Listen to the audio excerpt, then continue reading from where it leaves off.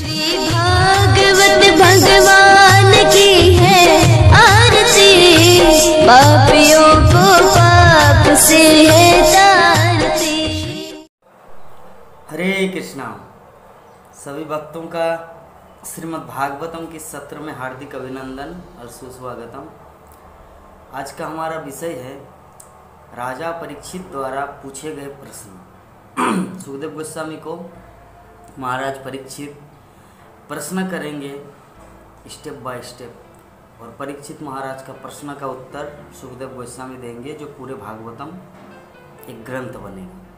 पूरे भागवतम परीक्षित महाराज अभी प्रश्न करेंगे कि किस लिए, किस तरह काल का प्रादुर्भाव हुआ, किस तरह युग का वर्गीकरण हुआ, वर्णाश्रम धर्म की स्थापना कैसे हुआ, इस तरह करके विभिन्न तरह का प्रश्न करेंगे।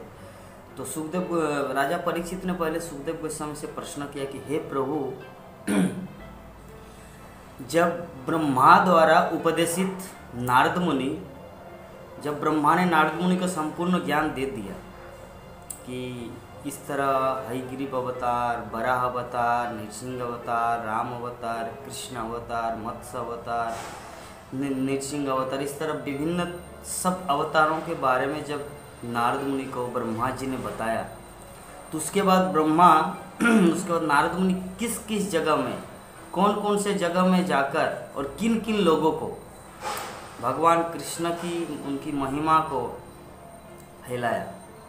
कहने का अर्थ है कि मान लीजिए कोई मुझे कुछ बताया और उन्होंने उपदेश दिया कि आप इस शहर में जाके, कलकत्ता में बोलना, मुंबई में जाके बोलना, दिल्ली में जाके बोलना, ऐसे करके उपदेश दिया गया।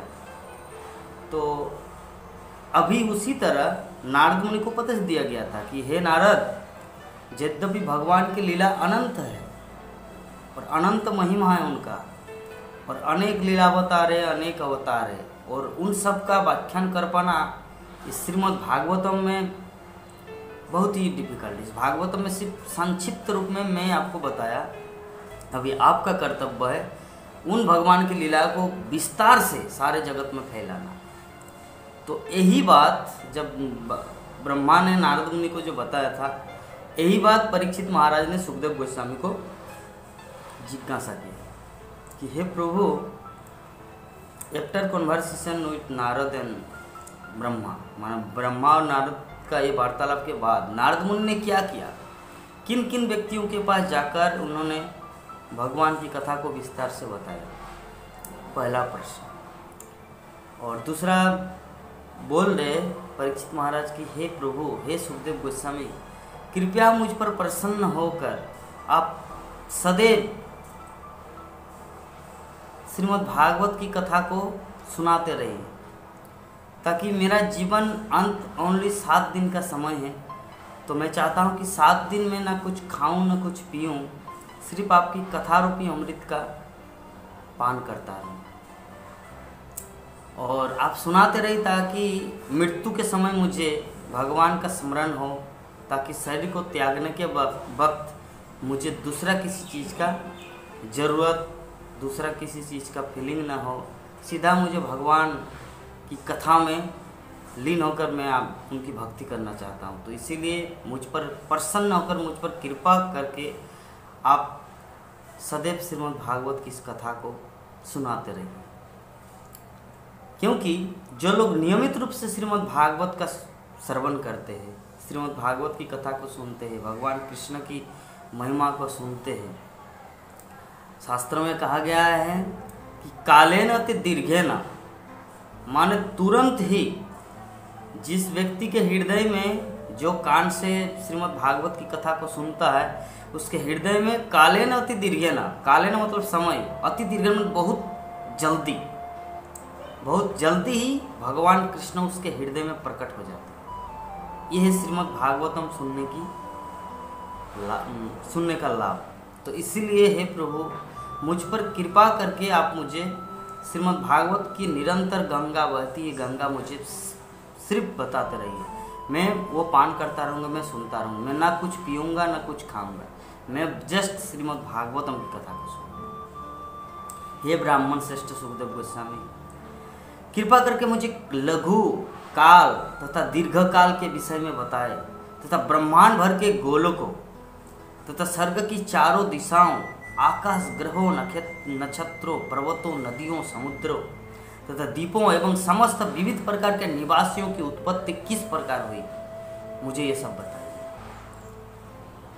आज का जो हमारा टॉपिक है, महाराज परीक्षित द्वारा प्रश्न किए गए सुखदेव गोस्वामी को, तो बोले कि आप मुझे वो सब बताए कि युग जो है आपका समय, दीर्घ समय, लघु समय, तो कैसे नदियाँ, पर्वत, श्रृंखलाएं, ग्रह, नक्षत्र, पर्वत, आकाश, स्वर्ग, गोलक, वृंदावन, वैकुंठ के विभिन्न हर जगह कैसे जीवों की सृष्टि हुई विभिन्न लोकों में।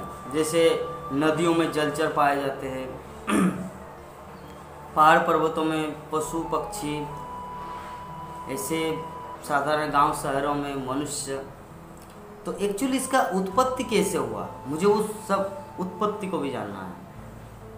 तो ये श्रीमद् भागवतम एक ऐसा इन्फॉर्मेशन, ऐसा पूर्ण ज्ञान है कि आधुनिक समाज, आधुनिक जगत के लोग डार्विन का सिद्धांत को फॉलो करते हैं। कि डार्विन का सिद्धांत, कि डार्विन कहता है कि मनुष्य बंदर से आया, human being coming from monkey, मनुष्य बंदर से आया। तो श्रील प्रभुपाद इसके उत्तर में वर्णन करते हैं कि मनुष्य अगर बंदर से आता तो बंदर को तो लुप्त हो जाना चाहिए था, क्योंकि जिस वस्तु के द्वारा कोई दूसरा वस्तु निर्माण होता है तो पहला वाला वस्तु लुप्त हो जाएगा। तो अभी भी बंदर है, मनुष्य भी है। हाउ कैन आई अंडरस्टैंड, हम कैसे समझेंगे कि रियली डार्विन जो बोल रहे हैं कि human being coming from monkey, मतलब मनुष्य बंदर से आया, ये सही है। अगर बंदर से आता तो बंदर तो लुप्त हो जाना चाहिए, बंदर का कोई नामो निशान ही नहीं रहता, सिर्फ मनुष्य रहता ना। ये सब भूल है। 84 लाख जीव जोनियों में बंदर अलग है, मनुष्य अलग है, अलग अलग जीवात्माएं हैं।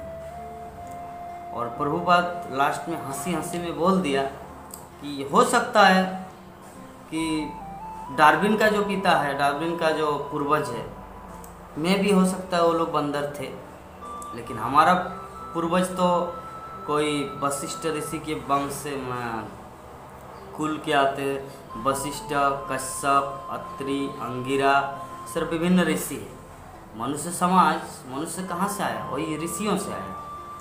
तो प्रभुपाद हंसी हंसी में बोलते हो सकता है डार्विन का जो पूर्वज होगा वो बंदर था, वो शायद बंदर का बच्चा हो सकता, लेकिन हम लोग नहीं। तो इस तरह करके तो यही विषय वस्तु है कि सुखदेव गोस्वामी को परीक्षित महाराज सब कुछ एक्सप्लेन करने को बोल रहे कि कैसे आकाश में, ग्रहों में, नक्षत्रों में विभिन्न जीव कैसे सृष्टि हुआ, उन सब के निवासी, सूर्यलोक का निवासी, पृथ्वी लोक का निवासी कैसे आए, उन सब के बारे में हमें बताइए।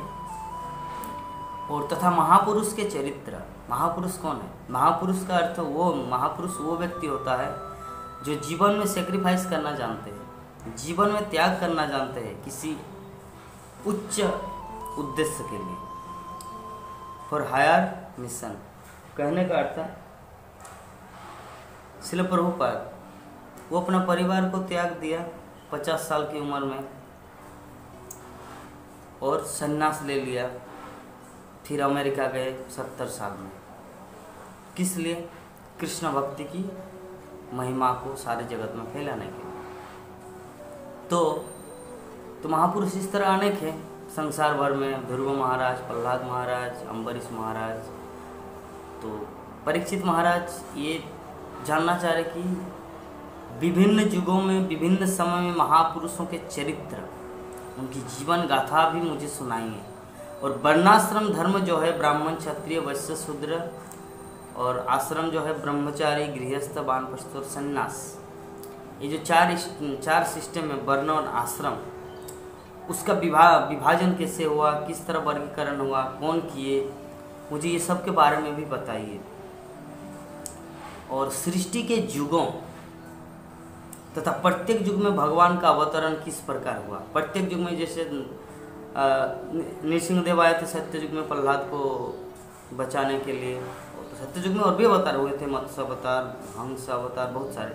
त्रेता युग में भगवान रामचंद्र आए थे, ठीक है, रावण को ये करने के लिए। द्वापर में भगवान कृष्ण आए, कलि युग में चैतन्य महाप्रभु आए, या कल की अवतार आएंगे, बुद्ध अवतार आए थे। इस तरह हे सुखदेव गोस्वामी, आप मुझे विभिन्न युगों में भगवान के विभिन्न अवतारों की भी व्याख्या कीजिए, ताकि मैं सबके बारे में जान सकूँ और अपने जीवन को सार्थक कर सकूँ। और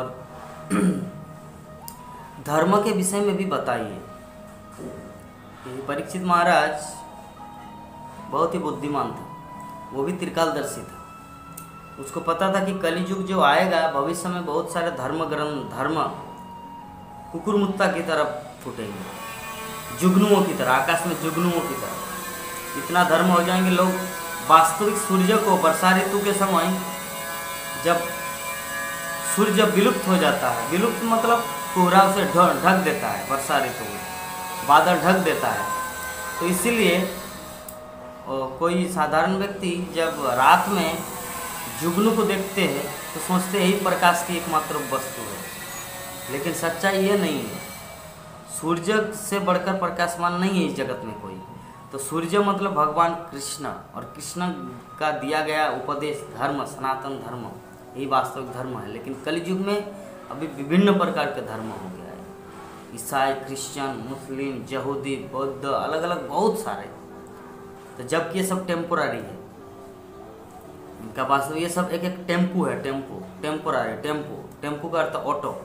जैसे ऑटो मेन रोड तक एंड जीटी रोड तक जाने का काम करेगा, वो जीटी रोड में टोटो नहीं चलता है, जीटी रोड में बड़े बड़े बस चलता है, जो इस शहर से उस शहर, महामार्ग, राष्ट्रीय राजमार्ग, दिल्ली से मुंबई, मुंबई से दिल्ली, मुंबई से चेन्नई, चेन्नई से कलकत्ता, मतलब राजमार्ग है वो जीटी रोड, राष्ट्रीय राजमार्ग। तो राजमार्ग है वो सनातन धर्म, जहाँ पे इस जगत से भगवत धाम जाया जा सकता है। लेकिन कोई क्रिश्चियन धर्म, मुस्लिम धर्म, ये सब पालन करके कोई भगवत धाम नहीं जा सकता। वो सब का उद्देश्य है सनातन धर्म तक आना। हजरत मोहम्मद भी ये चीज़ बोले कि हमको बहुत कुछ बताना था आप लोगों को, लेकिन मेरे पास अभी उतना समय नहीं और आप लोगों का समझ में भी नहीं है। मुस्लिम धर्म में बताया गया है कि मोहम्मद ये भी लिखा है कि from today stop your sexual intercourse your mother and sister, मतलब आज से आप ये यौन जीवन अपने माता और अपनी बहन के साथ त्याग दो। तो श्रील प्रभुपाद इस विषय में कॉन्वर्सेशन तेहरान एक देश है, 1973 में श्रील प्रभुपाद इस विषय में टिप्पणी करते कि जरा देखो, ऐसे धर्म, ऐसे लोगों के वहाँ पर धर्म का प्रचार किया गया था कि आज से आप अपनी माँ और बहन के साथ ये संग करना छोड़ दो। मतलब कैसा जीवन था? पशु जीवन, जैसे सुअर करता है, सुअर अपनी माँ बहन को नहीं देखता। तो ऐसे समाज से उन्होंने धर्म की अपेक्षा की थी। तो ये लोग सनातन धर्म का क्या सौका अभी कुछ भी नहीं जानता, तो इसीलिए वो टेम्पोरारी है। मुस्लिम धर्म क्या थोड़ा सा अगर संस्कार में आएगा, उसके बाद वो धीरे धीरे प्रगति करके अल्टीमेटली सनातन धर्म में आएगा, कृष्ण भक्ति में आएगा, तब वो भगवान के धाम जा सकता है। तो इसीलिए परीक्षित महाराज सब कुछ सुखदेव गोस्वामी से जानना चाह रहे हैं कि वास्तविक धर्म क्या है और विपत्तिग्रस्त व्यक्ति का भी धर्म क्या है, मुझे ये सब बताइए। तो सृष्टि स्थिति पालन किस प्रकार हुआ? ये जो हम लोग जानते हैं ना, ब्रह्मा विष्णु महेश्वर, ब्रह्मा सृष्टि करते हैं, भगवान विष्णु पालन करते हैं और शिव महेश्वर संहार करते हैं। लेकिन मुझे पूर्ण रूप से बताइए, हाउ, कैसे होता है सृष्टि स्थिति प्रलय का निर्माण या उनका संचालन कैसे होता है? और ये भी बताए कि धर्म अर्थ काम और मोक्ष, लोग धर्म करते हैं तो अर्थ धन मिलता है, अर्थ मिलता है तो काम अपनी इंद्रियों की इच्छा को पूरी करते हैं, और जब पूरा इच्छा हो जाता है, विरक्ति आ जाता है अपने जीवन से, तो त्याग आता है और संन्यास ले लेते हैं अपने जीवन में, और वो मोक्ष के लिए प्रार्थना करता है, मोक्ष के लिए चले जाते हैं घर बार छोड़कर। तो धर्म अर्थ काम मोक्ष, इसके बारे में भी बताएं। हे विद्वान, हे सुखदेव गोस्वामी, जो प्रश्न मैंने किया आपको, या जो यथोचित प्रश्न नहीं कर सका, उनका भी मुझे ज्ञान आप कृपा प्रदान करें। क्योंकि परीक्षित मान जैसे देखिए, प्रश्न क्या है? जिसका जितना क्वालिटी कैपेसिटी है उसी के अनुसार प्रश्न करेगा, उनके पास जितना नॉलेज होगा उसी आधार पर वो प्रश्न करेगा। तो परीक्षित महाराज को पता है कहाँ सुखदेव गोस्वामी और कहाँ मैं हो सकता हूँ पूर्ण रूप से हर तरह का प्रश्न मैं सुखदेव गोस्वामी से नहीं कर पाऊंगा जो जरूरी है मेरे जीवन का। अतः उन्होंने क्या किया कि हे प्रभु, हे सुखदेव गोस्वामी, जितना मैंने प्रश्न किया उसका तो आप जवाब दीजिए ही, और साथ में जो मैंने प्रश्न नहीं किया लेकिन करना चाहिए था लेकिन मुझे पता नहीं, मैं अज्ञानी हूँ, उस तरह का भी ज्ञान मुझे प्रदान करेगा। और बोले कि आपकी वाणी जो है ना ये अमृत की तरह है, आपकी वाणी अमृत की तरह है, और आपका ये अमृत पान करके मुझे ना भूख लग रहा ना प्यास, इसीलिए मेरे शरीर में किसी भी तरह का कोई कमजोरी नहीं है। आप इसीलिए आप ये सब न सोचकर आप पुनः श्रीमद् भागवत की कथा को, प्रवाह को बोलते ही रही ताकि मैं अमृत को पान करता रहूं। ये परीक्षित महाराज सुखदेव गोस्वामी को बता रहे। फिर बोले कि सुखदेव गोस्वामी, तो ये जो राजा परीक्षित, महाराज परीक्षित जितने सारे प्रश्न करेंगे या किए हैं,